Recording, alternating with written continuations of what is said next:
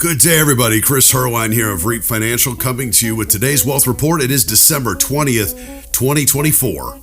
So at the end of the year here, we've gotten through most of our Roth conversions, and many of you took advantage of converting your IRAs to Roth IRAs, and that's caused a lot of people to ask about the confusing 5-year rule that comes along with a Roth IRA. We've educated you, our families, for years around why Roth IRAs can be such a powerful strategy. And the number one question amongst most of our clients comes up around this 5-year rule. Right now, tax rates are the lowest they've been in 40 years. We've got a new administration going into the White House in January, and they've said that one of their top priorities, really part of their top 3 priorities, is extending the current tax cuts that have been enforced for many years. And that can be good news for families that are looking to convert to Roth IRAs because, well, that means you get to convert for years to come at what, again, like I mentioned, are the lowest tax rates we've seen in decades. And when you make the decision to convert to Roth IRA, you're making the decision now to pay taxes, or at least some taxes on part of your IRA, instead of the future, where we don't know where tax rates may be. Your future distributions from your Roth IRA are tax-free when they're qualified distributions. The 5-year rule is one of the requirements for distributions to be qualified. And this 5-year rule is confusing partly because really there's 2 5-year rules. The first 5-year rule determines whether a distribution from a Roth IRA avoids income tax. The second 5-year rule determines if a distribution taken before age 59 and a half avoids the 10% early distribution tax. I'd say another reason the 5-year rule can be confusing is because for most people, most of you, our clients, it won't be relevant. And today I'm going to explain why after discussing the 5-year rules. So let's start off with the 5-year rule for income taxes. The first 5-year rule determines whether a distribution of earnings passes one of the tests to be qualified and therefore tax-free.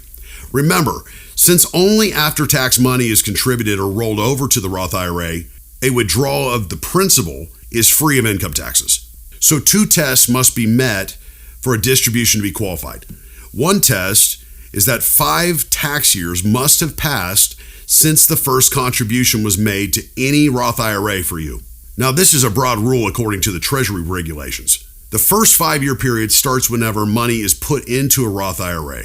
Under this rule, contributions include both direct contributions you've made and amounts that you've converted.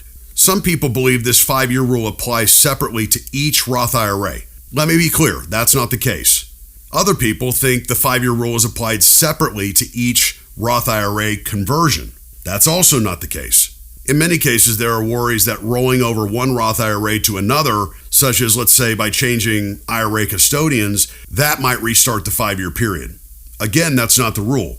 The Roth IRAs of the taxpayer and the money flowing into the Roth IRAs are aggregated to come up with one 5-year period. So essentially, once you've satisfied this 5-year rule for one Roth IRA, you've satisfied it for life for all of your Roth IRAs.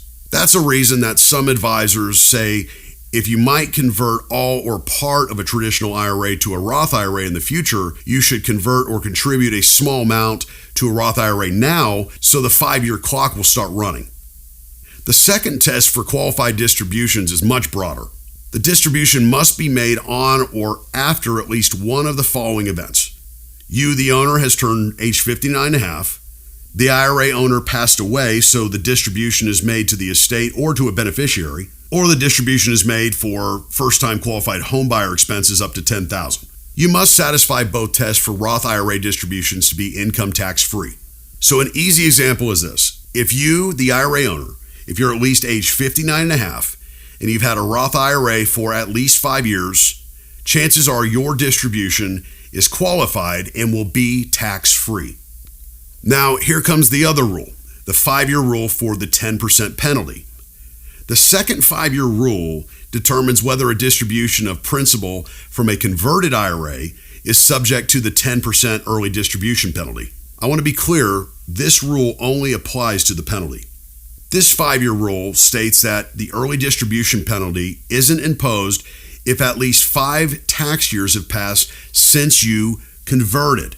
Now, where it's interesting is this rule applies separately to each conversion that you do. So if you're doing conversions over a period of years, like most of our clients, we need to track the amount of principal converted each year. But another rule negates this 5-year rule for most of our clients and most people who convert traditional IRAs to Roth IRAs. That's because there are other ways to avoid the 10% penalty, and the most commonly used one is for the IRA owner to at least be age 59 and a half. Once you've hit that age, a distribution no longer is considered early. The second 5-year rule for early distribution penalty doesn't really apply to most of our clients because a good majority of our families are over age 59 and a half. The first 5-year rule also will be less relevant to many of our clients because of what's called the ordering rules for Roth IRAs. After a period of time, your converted Roth IRA will have at least 2 types of money in it. There will, of course, be the converted amount, also known as your principal. You might have more than one type of principal, but most Roth IRAs don't. Then there's going to be the earnings on the principal, such as the appreciation, the capital gains, the interest, the dividends, the stock earnings you've seen in the account. When you take a distribution from your Roth IRA that is less than the full value of the IRA, the ordering rules determine whether the distribution is of principal or of earnings. Under these ordering rules, distributions are first considered to be out of principal. So only after your principal, or your basis, put it that way, is distributed, are now the earnings considered to be distributed. Distributions of your principal from the Roth IRA aren't taxable because you've already paid taxes on them. So even if you're within the 5-year period, income taxes aren't usually an issue until all the principal is distributed and earnings are being fully distributed. The ordering rules also state that contributions are distributed first, then converted amounts, and finally earnings are distributed.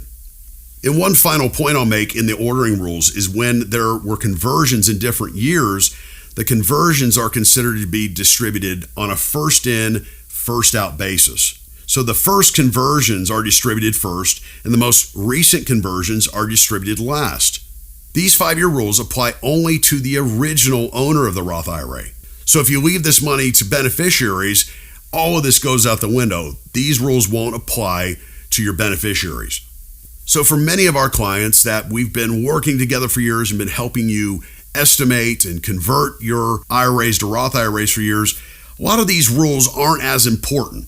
In most cases, you'll be older than 59 and a half when you take the money out of these, if you're not already, so the early distribution penalty won't apply. And you're also likely to be withdrawing money gradually over time. And as I mentioned, you'll withdraw principal first under the ordering rules and probably won't withdraw earnings until at least 5 years have passed.